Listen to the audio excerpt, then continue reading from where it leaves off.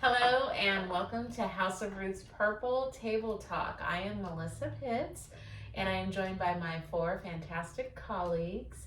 Before I get into introductions, I want to thank Valor's Leap Leadership Program. I'm a member of Cohort 9 and today's topic and conversation is a part of my Pay It Forward project. As I get to talk with these wonderful ladies, we're going to be discussing intergenerational dynamics in the workplace. House of Ruth is an organization that actually has 5 generations in the organization. First, we have like the silent generation, the traditionalist. That's kind of between 1924 and 1945. And some of the top line values that they have is that they value hard work. Then we have the baby boomers. This is 1946 to 1964, and they value loyalty to an organization. Then we have Generation X, 1965 to 1980. They value work-life balance. And then we have Millennials, 1981 to 1996, value innovation and change. And then we have Gen Z, 1997 to 2021, and they value autonomy and they're very tech oriented. And so with that said, I would like my colleagues to go ahead and introduce themselves and just rep your generation and give some characteristics of it. So we'll go ahead and start with Kim. I am Kimberly Mason, our residential director. I identify with, I fall into the baby boomer category where I am very dedicated, loyal to the place that I'm employed, but I also feel like I operate a lot in the silent traditionalist because I really do value sort of respect for, I wouldn't say authority, but I guess the people that are leaders with me and people that are leading and guiding me, and I'm very hardworking, focused. I feel like I'm emotionally mature, so I feel like I operate more out of the silent traditionalist, though I fall into the boomer category. Thank you. I'm Tony. I am the Director of Counseling here at the organization, and I fall under the millennial category. So I definitely identify with the characteristics within the millennial. First one being smart, of course. But just this sort of forward-moving momentum that millennials have in the workplace of consistently wanting to see change and advancement. That's really foundational to the way that I operate in the workplace. So I agree with that. Yeah. And so I am a Gen Xer, and it says that, we're hardworking, we're tech literate, and I do have to laugh because I did have my other colleagues helping me with all the tech issues prior to, but I'm glad that somebody out there said I was tech literate. But we like to focus on work-life balance, flex time, telecommuting, job sharing, independent but collaborative, adaptable, and willing to change the status quo. I also think when I think about just how I identify, I recognize that I also have some qualities of the silent generation, and that's just because of the people who raised me. And then I think about a lot of my mentors who fall into the boomer category, and so how those generations before me have really shifted my approach to leadership. But then I'm also able to be thought partners with those that are younger than me, and they have just kept me fresh and alive, and I love it. And so, yeah. So my name is Sabrina. I'm the Community Services Director, and by way of my birth year, it's the end of Gen X, early into Millennial. But what I identify with is the silent generation. My grandparents helped raise me, and they were born in the 30s. And I have a lot of those qualities from them, just the authority, the tradition, respect for authority, traditionalists, And even that boomer category, like it's been such a negative term, like where people are like, oh, you boomer, this and that, like it's such a negative thing. But I do align with some of that. Work to live, the philosophy of, you know, redefining retirement, conservative, dedicated, like all those things. And I feel like I do not align with my own generational year in there, but I just have a little bit of everything because, you know, being raised by the grandparents and by my mom, and then other people who were mentors to me, is just a little bit of everything besides what I actually am, it feels like. And this is true. I can attest to this. I think she texted me at 8 o'clock last night and was like, I just wanted to let you know that I left at 4 an hour early. And how long has she been at the Organization 20 years. I was like, bye. Just bye. So out of respect, I had to let you know. Yeah. She did, and that was her response. Out of respect, I had to let you know. So my name is Gabby. I'm the assistant analyst for the organization, and I fall into the late stages of millennial, early Gen Z.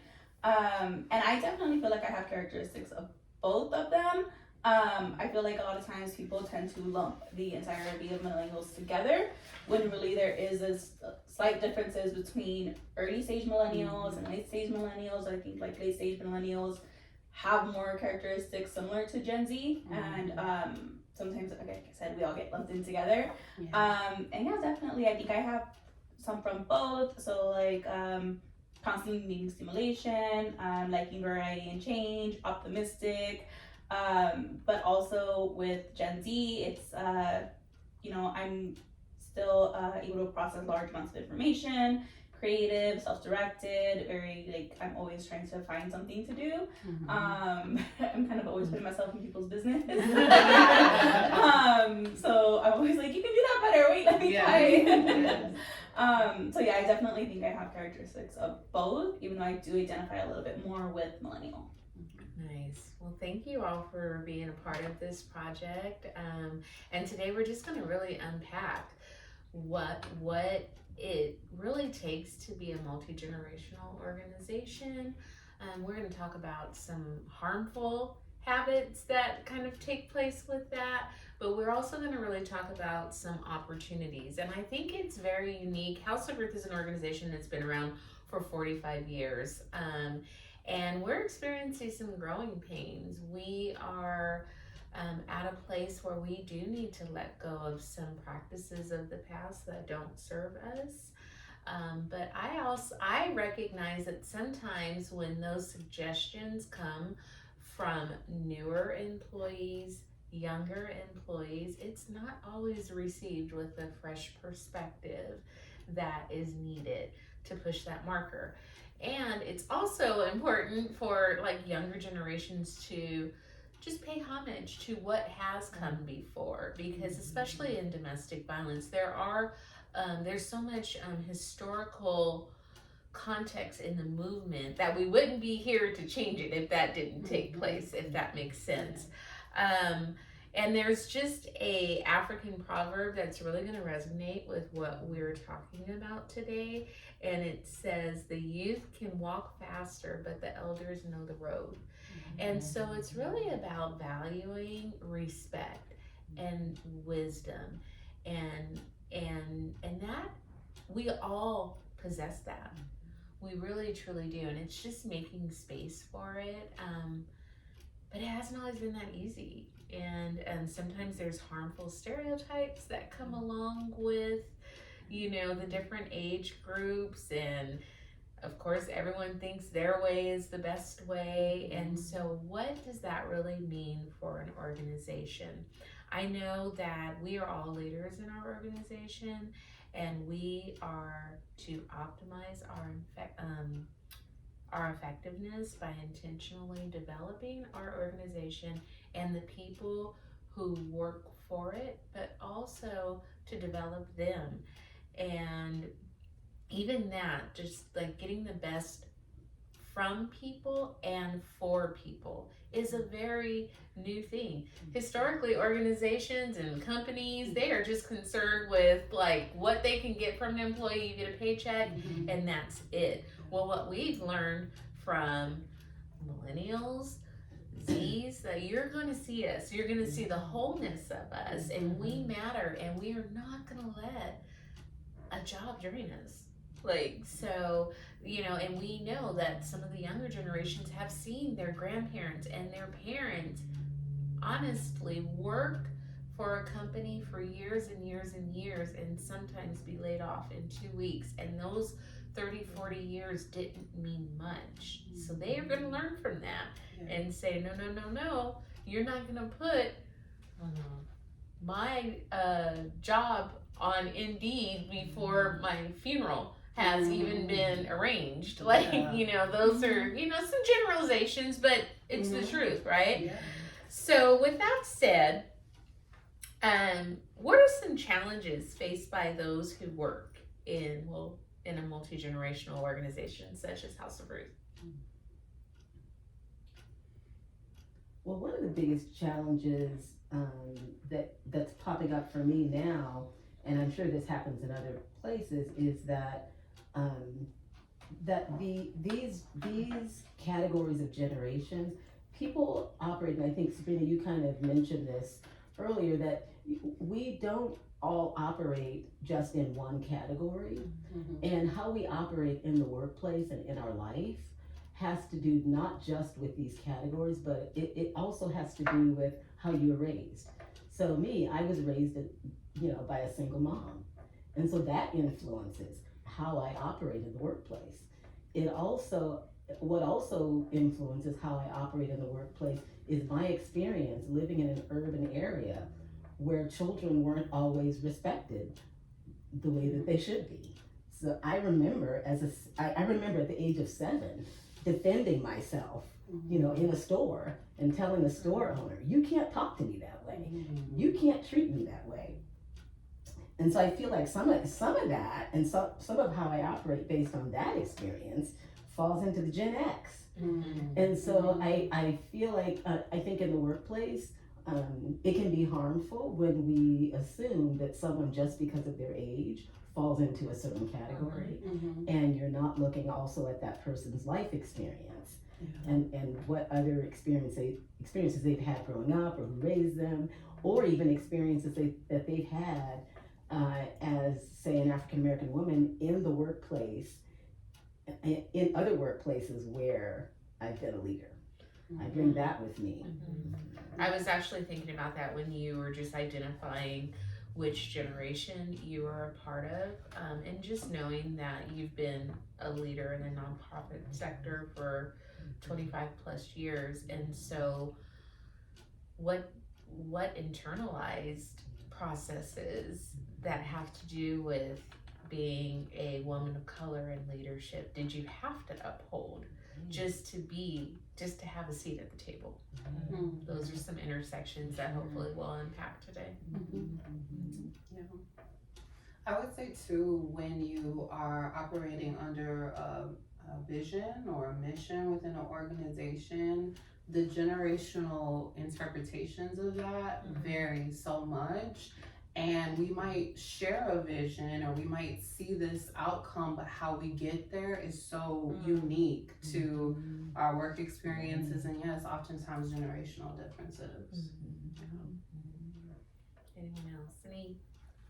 Anything you want to just talk about in terms of some challenges that you see in the organization? Maybe what even have been your experiences onboarding, coming into a place, being a witness, a spectator. I will say, with some of the people that I have supervised that were younger than me, and I'm going to say maybe 15, 20 years younger than I am, I felt as though they didn't feel like I had anything to bring to the table. Like, they knew all the things and didn't necessarily come to me about anything or to have discussions about it, but just felt like, here it is, this is what I think it should be like, and very always questioning things, which was not necessarily a negative thing, but it always felt as though, for me, that that I didn't know anything, that I didn't have anything to offer because of my age. And it's like, well, you don't know the things now, and this is what it looks like or how it should be. And so it felt rough. Mm-hmm. But then supervising some other younger people, I didn't have that experience with them. They were very open to things. Oh, well, let's talk about it. I'm like, oh yeah, I like that too. Let's talk about it in that way. But I have hit some of those brick walls where it just felt like, you don't have anything to offer me. So have there been any experiences, and you all can both speak to this, we all can, of supervising someone that is older than you and what that has been like?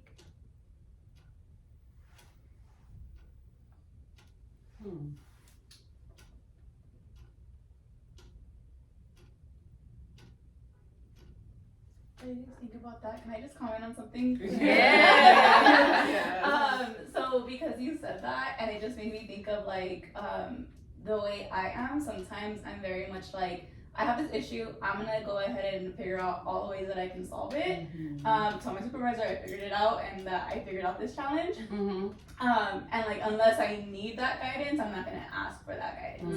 But I think that's also a generational thing, because when we were younger, we had to figure out all this tech stuff. We had to figure out, because our parents didn't know how technology worked. Our parents That's didn't so know how valid. certain things worked. So we learned to, all right, well, I gotta just play with this until I figure that out, right? And so we come to work and we're playing with things until we figure it out. So a challenge occurs, and we're like, okay, I'm gonna try this, this, and this. And if something fixes it, great. If something doesn't fix it, now I have to go to my manager, my supervisor, with I already tried all of these things. So it's not just from your experience, it's no, I really need you to step in and now this is a bigger issue than it would have initially been. So I feel like sometimes supervisors feel like I always come with them big problems, and it's because I figured out all the little problems. Because I can just figure that out. Or I'll tell them after the fact, hey, by the way, this happened. I fixed it, but this was a thing that happened. And sometimes they just kind of look at me thanks for taking care of that. I guess. And I'm okay, but it's just I think it's just a natural reaction sometimes. Yeah. To be okay, let me just problem solve and try to figure that out. Yeah. Makes total sense. And I think that's why it's so important for us to have these conversations, because even as you're describing that, I'm thinking of if you were reporting to a supervisor that really walked in their positional power and were kind of like a power over supervisor, when they're suggesting, well, do this, and you're like, I've already done it, and do this, I've already done that too, and do this, and you're really coming from a place of, I'm just trying to figure it out. And they, again, if fear kicks in, insecurities, then power is triggered, and it's oh, then this person you could be presented as a know-it-all, or they're not supervisorable, or just all those harmful labels that end up taking place when someone else's fear is activated from that freshness. Yeah. So that's interesting. Thanks for sharing that. One thing that came up for me as a millennial, I was professionally raised by the Gen X, Gen X. So I have a lot of those values within me, and that is how I see or approach the workplace, but then feeling torn because that doesn't really always align with how I see the work. And then I have a younger generation that I'm also supervising, and so I feel torn a lot of times between those two generations. So that definitely brings up a lot of challenges, particularly when we're trying to figure out certain issues. There is this eagerness with the Gen Z to get a solution. Yes. Which then, for me, I'm more of a slower processor. So I'm more okay, let's, I don't know, let's do a focus group. Let's do some research. Let's get some data. That's how I was really trained to figure out a problem, is you have to have research data. There has to be a processing that occurs. Whereas the younger generation's we don't have time for all that. We need to get this resolved, and we need to figure it out. So the pace in which the work goes is often challenging. Yes. Yeah, and kind of to what you're saying, Tony, I think some of my challenges have been helping the younger generation, younger people that I've supervised to understand, and this is me probably falling into that silent traditionalist, understanding that when we're making all this fast-paced change, it's good, but remember that there are people attached to this. There are people in the room. And so how do we recognize and honor the people in the room and support the people in the room? And so I find myself falling to the silent traditionalist, but when I'm interacting with younger staff who are wanting to get have a decision made and move forward really quickly, and then I'm like, okay, well, wait a minute, let's see the fallout here. We've got a few staff over here that are down here, they're suffering, they're struggling, you know, and so how do we not only just get things done, but how do we make sure that we take care of people too, the people that are in the room. And it's also learning again about if someone has a fast pace and I am a slower processor, when do I have to question my own responses as being viewed as inactivity to someone else?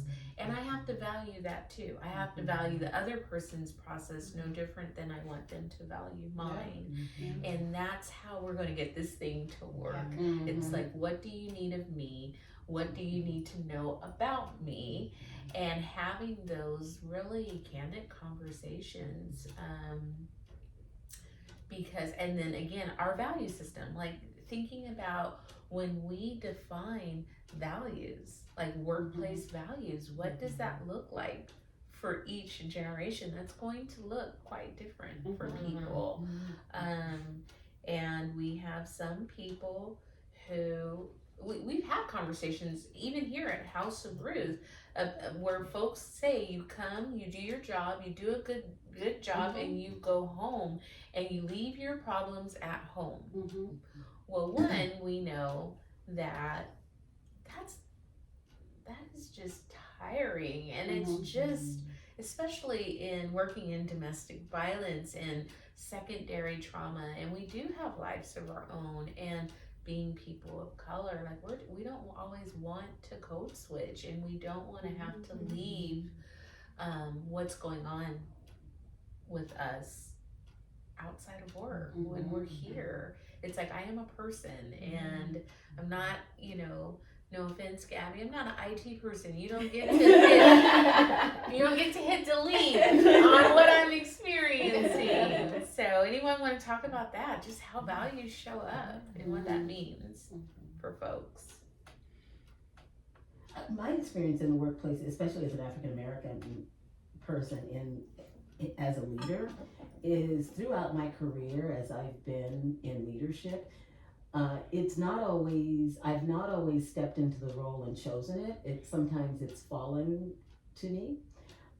However, some of the experiences I've had are fairly similar, is that I find that people want to define for me how I'm going to operate. So there's this expectation on a corporate level, that you, in this leadership role, as an African American leader, the expectation is that you operate this way. And wanting to define that for me. And when I've tried to step out of that, it's been really hard, because there's been the expectation that I adopt a certain way of operating as a leader, that it has been a part of the corporate world that culturally doesn't work for me. Culturally doesn't support how I was raised. How I was raised, is that your neighbors matter, the people that you people in your life matter.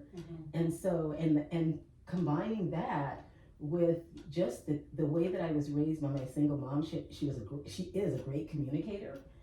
And I operate from that. It's not necessarily a generation, but it's who she was.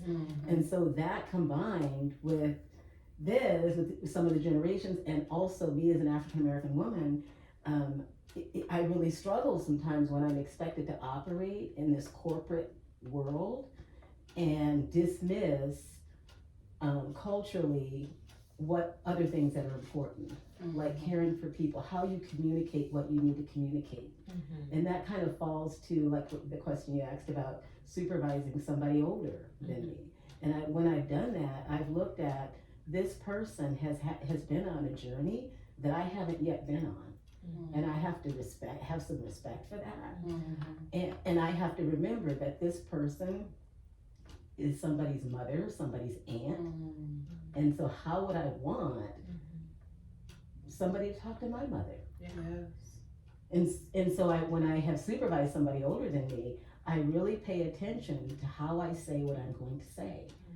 And I may have to say something difficult, I may have to say no, I may have to give some type of disciplinary something, but I have to frame it in a way that recognizes that this person as a human being and as a person that is older than me, and when I do that, that is all about culturally where how I was raised, and me as an African American woman.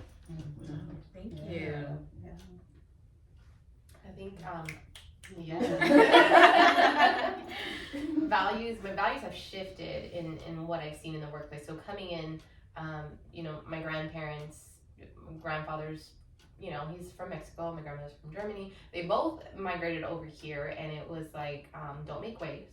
You be quiet, you do your job, you do what you're told to do, and you move on. You show up every day. You're sick, you show up every day. You don't take time off. You would get awards for not taking time off. You would get awards for being there at work every single day, not leaving early. You get points taken off of your whatever if you did have to leave early. So all those things kind of showed up where it was like, no, I'm gonna come in, I'm gonna do my job. And if somebody said they weren't gonna come in, I'm like, why aren't they in? Like, are they really that sick? Like, but those were my values back then. That's what I was thinking. I was judging them for not coming into work. But we've shifted so much where it's like we are treating the whole person. And I love that we have shifted that way, because it's now like, Gabby, if you're not feeling well, you're feeling under the weather, you stay home. Like, can you work from home instead? You feel more comfortable at home, being in your jammies, and being able to like do what you need to do. Go ahead and do that and take care of yourself, or go ahead and take care of your child at home who's sick, but you said you still work. Like, do what you need to do. Like, we have shifted so much in that, and I appreciate that, and I wish so much of that was taking place when I was raising my child, where they would do more of it, because my thought was like, no, you come in, you do your job, and that is it. Like, do not bring these other things into it. They don't need to know that your child is struggling in this area, and therefore like you're being up all night, and so you're tired, and like all those different things. So I think they've shifted so much, but I like the way that we are shifting. Yes, I agree. It's like growing, being willing to grow with what is needed of this work, and I think also for like younger generations, we did see how that like lack of seeing employees as like human kind of like affected our parents. So like for me, my parents are both Gen X, but they're also immigrants. So it was very much like you go to work, and it doesn't matter if you're sick, like you have to put in your hours, you have to do your time, like there's no reason why you should be calling off. Like I have a very vivid memory of when I was young, and I had to pick up my mom from work because she decided to go to work even though she wasn't feeling well. Pick her up from work, and she drove herself like to the emergency room because she was like, I have to go to work, I cannot call in sick.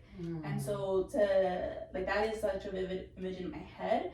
And so now I look at how that affected my parents and my parents' health, and I'm like, I'm not gonna do that to myself. And I was telling them to take more time off. They still don't want to till this day. And then it's really hard for them to look at me and my sister and how many days we take off, right? And all the holidays that we get. When we were doing the once a month PTO, they were so mad at me. Every time I took a day out, why aren't you going to work? I have a PTO day, I have to take the PTO day. Take it off. Yeah, like I have to take it off. And like they would get so upset because they'd be like, why don't you work? And it's like, I do go to work. You were just talking about, you're telling me about taking time off. Yeah. So it's like, we saw how that affected like our parents, and like we didn't want that for ourselves, and it's like kind of pushing for that, like, no, like I am a person, and like you as an employer like have to respect that, right? I think you're really speaking, Gabby, to the lessons that we learn, like for the intergenerational aspect. Definitely as a hiring manager portion of my role, I know we've talked about this more or less, even people applying, if they don't see it being a fit, or if they're no longer interested, they don't show up. Right. They don't come. Like, they won't follow up with the interview. They don't, send any, message indicating that, because we don't have a relationship at that point, and really, they don't really owe us that. They don't. And I mean, I'm not saying I'm gonna be like that, whatever, like that way, Yeah. but there is something to be learned about really looking out for yourself and looking out for your best interests, and finding that balance between that as you approach the work, because there's definitely lessons to be learned of having dedication to a mission, dedication to a organizational values. Yes. There's so much, to be celebrated with that. And when you say, Tony, like learn, that is so true. I mean, what strength and resources do you have Mm-hmm. that you can do that? We had a person who we hired. I'm sure everybody here knows that where we hired the person, she came into shelter. On her first day, we had some issues happening at shelter, and she walked out. Mhm. This is after the interview, after a live scan, after, orientation. She walked in her first day and walked out. And so when I looked at that, I had the other two shelter managers calling me saying, Kim, who walks out on their first day? I said, I don't know who did it. And when they told me, but then when I hung up the phone, I thought, interesting. I thought, what strength and resources does she have that she felt comfortable doing that? I wanted to tap into that. I wanted to say, maybe how can we, like, what's the positive in this? What gave her the strength and resources to be able to do that? What is it that she has or knows or is comfortable with that, that we can use as a positive? Is this something that all of us need a little bit of? I don't know. And it's self-determination. Yes. That's for no other Yes. reason other than this does not align Right. with And no fear in anything this I'm willing economy. to go through Yes. at this moment Yep. in my That's right. life. And and then not getting to a point where then we stereotype and overgeneralize. This whole generation, they just show up. This is why they have credit card debt. They don't work. But and really looking at it through a strength-based lens.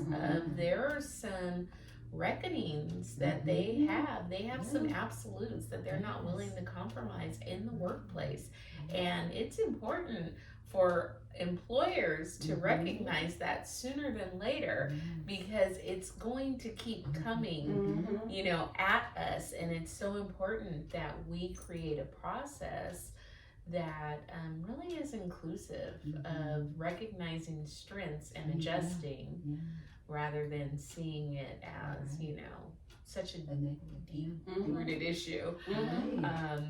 Because I also think I've been doing I told you, I've been doing a lot of reading and research on this topic, and when we do talk about just, if you want to say Gen Zs, they are the generation that have grown up, and millennials as well, but grown up with school shootings and just a lot of issues in the school setting that really contribute to mental health, anxiety, and what does that really mean for the workforce? Yes. Like, we did not experience that to that degree, where my safety is compromised in a formal setting where I spent 6 to 8 hours a day at, and now I'm supposed to have this high regard shifting over to an employer. I need to take care of myself when systems have failed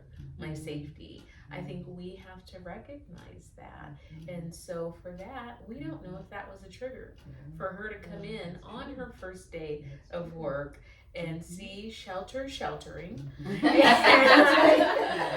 say, I am not about this life. Exit stage right.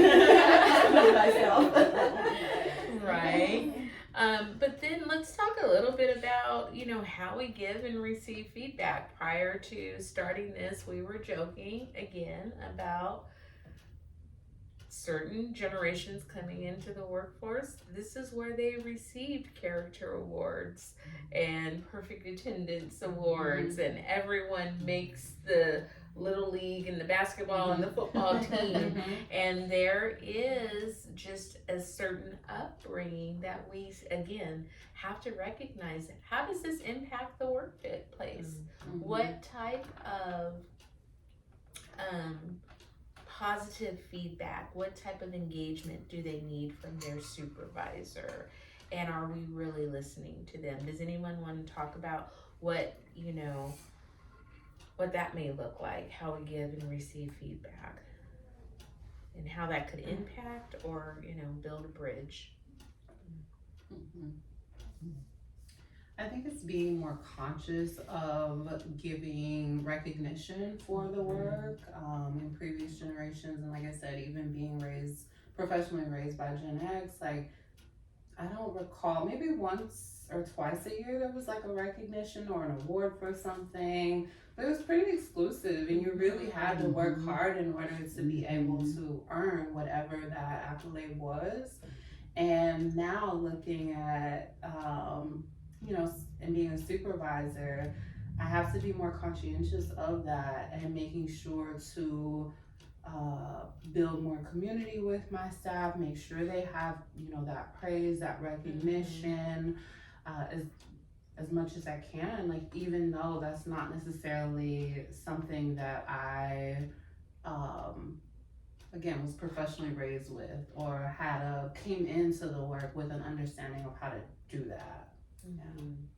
And even I think generationally, I think that there was with some of the older generations, there was a holding on of things. There was a holding on of when you worked hard and when you came into work, when you did everything that you were supposed to. People held on to that so that at the end of 6 months or a year, you could give that recognition and it felt meaningful. And now I'm finding that really more of what I need to focus more on is acknowledging in the moment. So for some of my staff, it's like, if they do something today and I'm not acknowledging them within the day or the week, if I do it in a month from now, if I want to wait 3 months, and do it at a big meeting, it doesn't have the same meaning as it would have had I done it in the moment. And so I'm learning that I really need to operate more in the moment with giving recognition because that's when it happened. I mean, if I think about, somebody who, helps somebody, like, if you learn first aid and you help a person on the street if they're bleeding, would you want recognition then or do you want recognition 6 months from now when everybody's thinking about something else? And so I understand, so I'm starting to really look at that for myself, is really giving that recognition in the moment. I think as Tony was talking about being raised by a Gen Xer, and now you're sitting next to a Gen Xer. I was really thinking about this. I know that I am a leader that I tap into gratitude, so I'm pretty consistent in telling any of my staff how grateful I am of them. But I as I was listening to you talk, I'm like, ooh, recognition. I feel like as long as you're not in my office and I'm not telling you what you're doing wrong, then you have to be doing something right. That is literally how I kind of ground myself. Well, they're leaving me alone, so everything is good.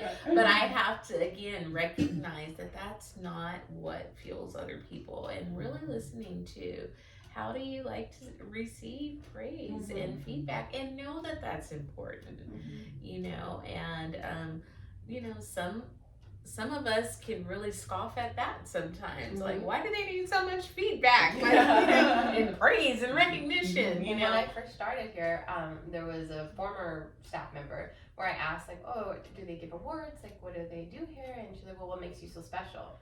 I was like, well, I don't know. I was just starting out, and I remember because my grandparents, they would have awards like perfect attendance, things like that, and then other people I knew, well, of course they were older because those are my peers. I feel like my peers are like people who were in their 60s and 70s, and I'm in my 20s. So I was wondering about those things, and they just didn't have it. I was like, okay, yeah, I guess that's right. So important. And then we had like the scarcity nonprofit mindset where we don't have money for that. Another purple tabletop. And then there was a expectation that you just really give and give. Yes. And I feel like I can safely make this statement that we had a previous person who worked here where whenever staff worked overtime or gave extra work, when a person asks, okay, so what do I get or what can I gain? The response was, thanks for the donation.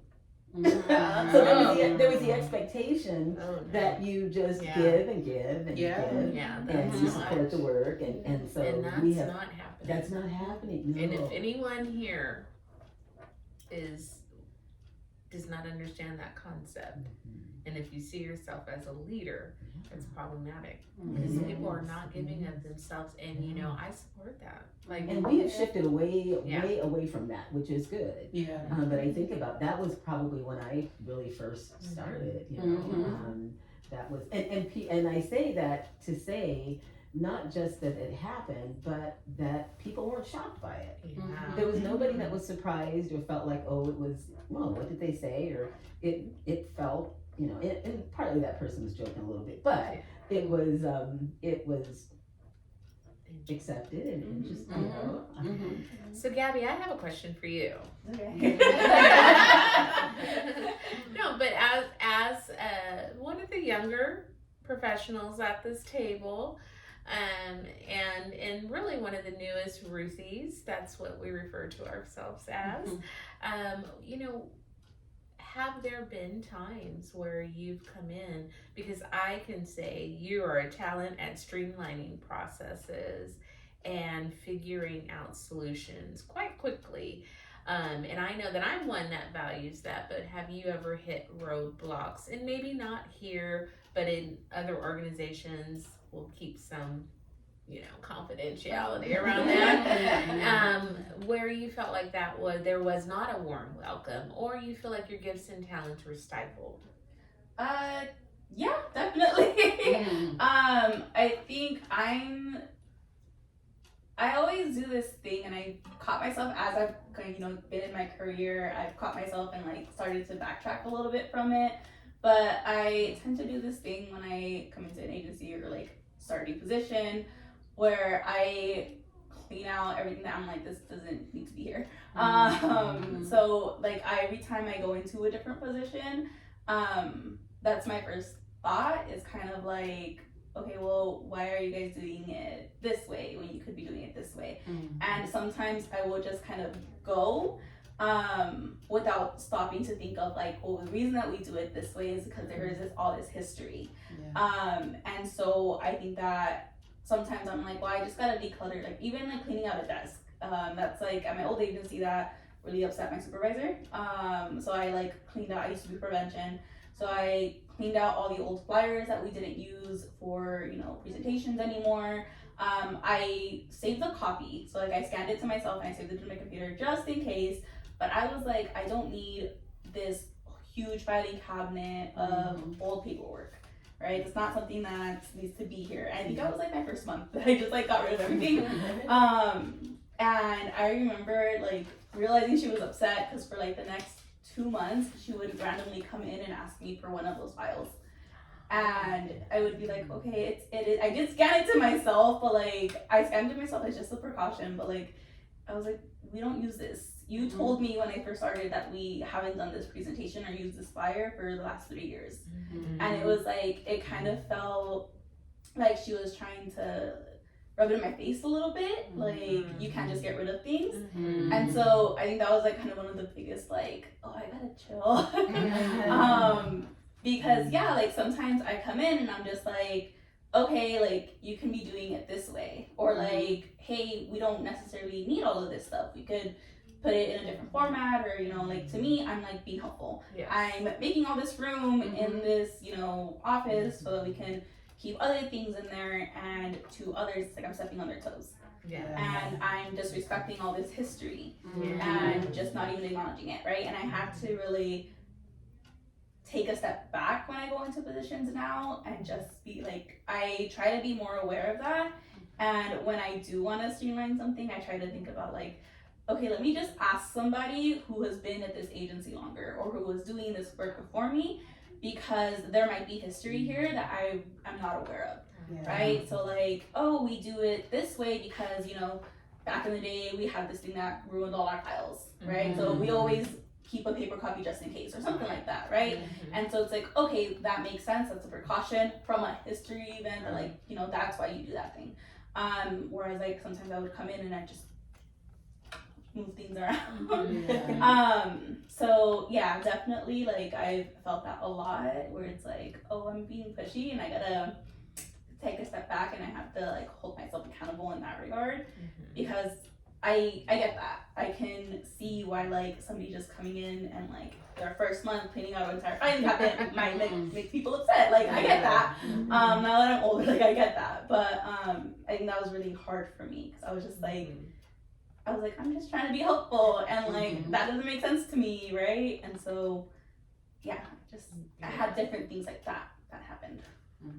As I'm listening to you talk, first of all, thank you for sharing that. That was just honestly a wealth of information on how processes can really get misinterpreted. I think I've seen your point. I recognize that you also seen the other side of it, so that's just refreshing to hear.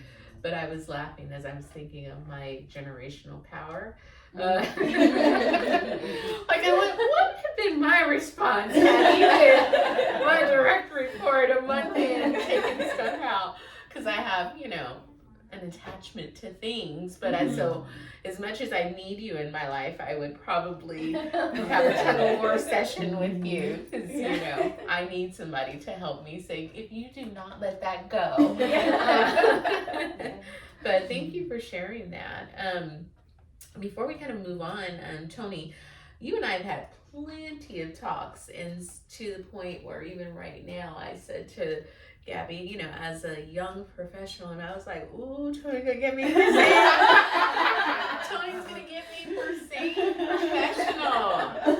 So, Tony, talk a little bit about why that word just doesn't resonate with you. It's something that you try to stay away from, and the loadedness. Yeah. So early in my career, you know, as I was, you know, coming up and learning what it quote unquote meant to be a professional, I found myself really internally struggling with like what the framework that was laid out for me to be a professional. It didn't really align with me as a Black woman. It didn't align with me based on my community, my culture, all of that. I was trying to fit myself in this mold that didn't really fit for me. And then as I developed language and education and learning that a lot of professionalism and the standard for professionalism is rooted in white supremacy culture. And I'm like, that's why it didn't align with me. Right there, like that's what I needed. Like I needed that language to be able to identify with that. And so I still don't have a working definition of how I define professionalism, and I'm okay with that. I just know that the way that it has been standardly defined does not fit for me, and it's not something that I wish to uphold. Yes. Totally get that. I mean, when we do kind of scale back what leadership is and who introduced those working definitions to us, you're absolutely correct. A lot of times it's not, you know, yes, it's rooted in white supremacy culture, but it's actually white men who gave us our foundational definitions of professionalism and leadership. And what happens when that doesn't align with us as women in leadership, women of color in leadership, communities that are in the workplace, diverse communities that have our own practices of what, you know, just culturally what leadership looks like in our communities. So with that said, Gabby, you know, you did touch on something about like just what that historical, like why we may share some things, but I felt like you spent a lot of time just trying to understand why it was an issue, and it leads me to talk a little bit about like a multi-generational collaboration grid.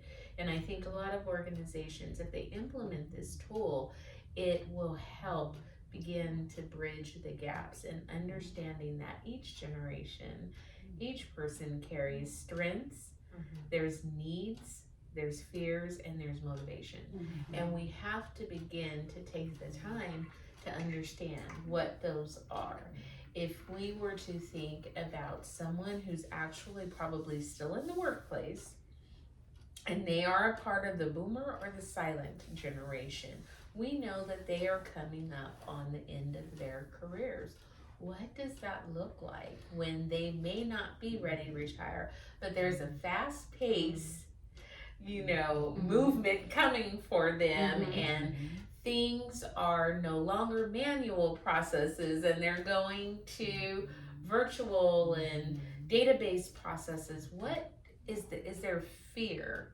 And then we're in the mental health profession. We know anger is just a masked emotion, and so they're showing up as angry and lashing out at everyone, and then you get Grumpy Gertrude title or something like that. But these are all, and then just recognizing what strengths, like Tony, you talked about slowing down. There is strength. That is a strength to just slow the process down, make sure that we have, thoroughness in this decision making, that we have, Kim, I heard you say, taking into consideration all the people attached to it. What will the implications be for everyone involved? Well, if we can't do that when there's speed coming from us, but we have to lend an ear to the strength of the younger generation who are like, you're spending 8 hours on what we can do in 30 minutes. And it's like, be willing to shed some of that and say, thank you, thank you. You've saved me some time in my life and my work day. And that's a place that we have to get. And then what are people's motivations? Like really just understanding that, why people are showing up. And that's actually really important for nonprofit organizations, mission-driven organizations, to really come up with an intergenerational collaborative plan. And I think as an organization, as leaders in this organization, it's going to be important for us to keep the focus of all the different multi-generations in our organization focused on the mission, like that, because that's what we have. That's our likeness. Like we are all here to carry out the mission, to serve families that have been impacted by domestic violence. And we don't have to have the same approach. It can look different. I always think about, even if you talk about programmatically, there's always this divide of programs and admin. Well, admin are still connected to the mission. They're connected to the mission in showing up with data, with outcomes, with having the information and the words, and meeting with the auditors to carry out the mission. And we have to recognize that's where our likeness is. And then I think recognizing that diversity in the team is a strength.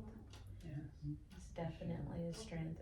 And facilitating dialogue around intergenerational dynamics. And when we think about openly communicating about intergenerational dynamics, just as we are today, are there any cautions that you would have? If we were in a staff meeting and just to openly talk about this, what would be some cautions for you? Sometimes those boomers say some wild stuff. I think it's just like this, say it like it is. I don't have time to waste. Like this is what it is. And I think for me, if we were in a space, just before we started today, I was like, I don't want to be offensive towards anyone or any generation in anything that I say. Yeah. But that happens. It does. It does. I've been in meetings and I just feel all the eyes looking at me to kind of gently Yeah. redirect. Yes. When you have someone like they don't want to work, Yeah, they just show that- up. They don't even want to work, and they just want to come here and make friends. And I'm like, They're right next to you.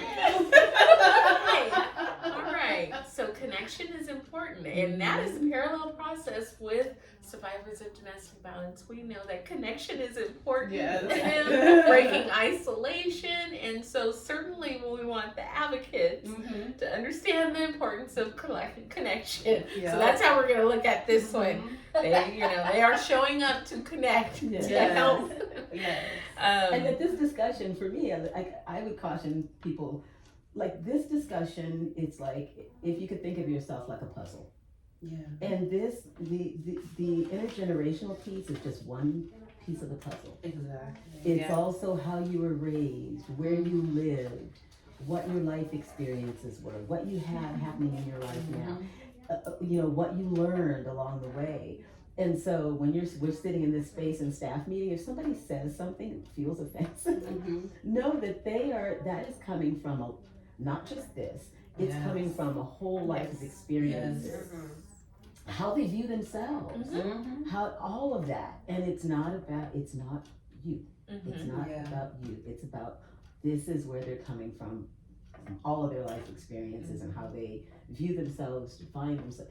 And because I don't define myself in one way. Mhm. Like I said earlier, it's like I've had so many life experiences, so many things that impact my life. Yes. And so this is just one small piece of it. Yeah. So I would caution us to not, don't get too upset at your neighbor if they say Yeah. something. Yeah. And it's important to say, as someone who's on the top end of this, that everyone should have access to that grace. Mhm. Everyone. Yes. You know, and it's not us just looking up, Right. saying that the older generations have access to that Right. grace. It's the younger generations as well. Mhm. Everyone has a story, and how they show up Right. is uniquely theirs. And Yes. again, I keep saying they have a place at the table.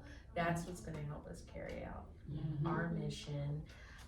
But I want to just thank you all for this rich conversation. We have a lot of work to do, and I think that unpacking this and continuously thinking about how to develop an intergenerational collaborative plan throughout the organization, center that through the departments, will make us a thriving multi-generational organization. So thank you. And Thank you. Thank you. Thank Yeah. you for having So us. much. Yeah. yes, this was fun. This was Yeah. good. This was great. Yeah. Yeah. This was good. Yes, So, it was. all right. Bye.